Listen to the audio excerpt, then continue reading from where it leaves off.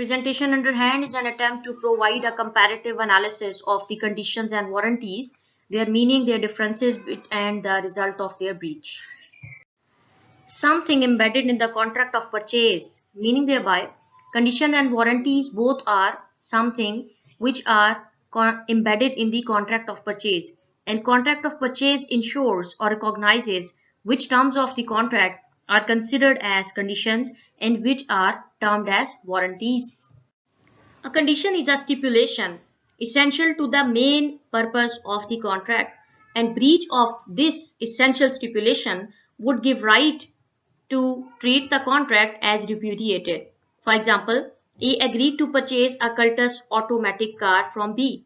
B booked the order of A but sent him a car which was not an automatic but the manual one.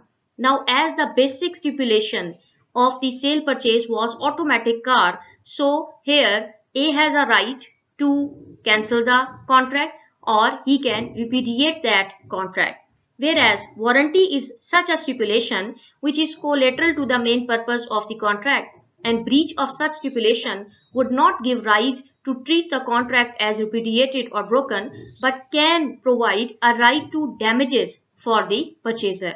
For example, A agrees to purchase a Cultus car from B. After purchase, it transpired that AC or heater of the car are not functioning properly. Now A do not have authority to cancel or repudiate the main contract of sale purchase.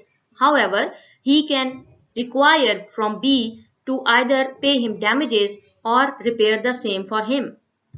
So the importance of condition to the contract is that condition is deeply rooted to the existence of contract, whereas warranty do not vitiate the original contract. It just provides a right of claiming damages or repair from the maker.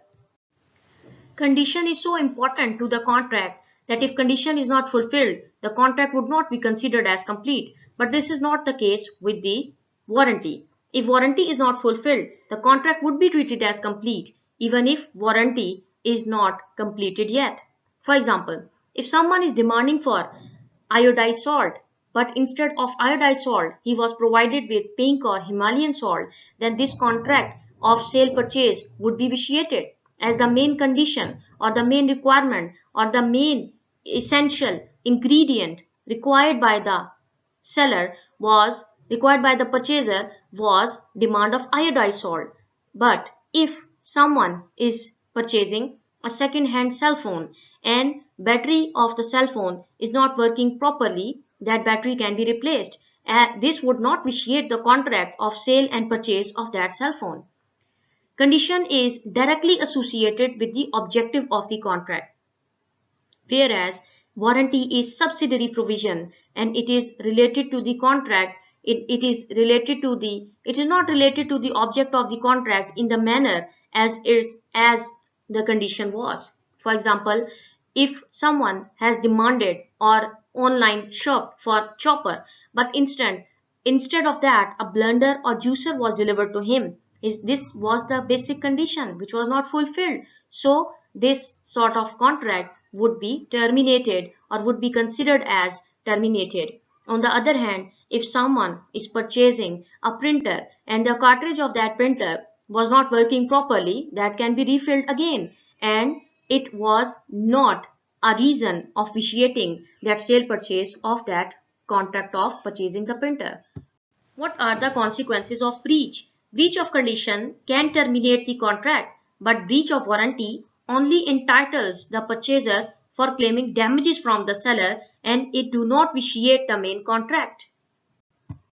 So result of breach of condition is termination of contract or claims of damages or both, but the result of breach of warranty would entitle the purchaser for claim of damages only.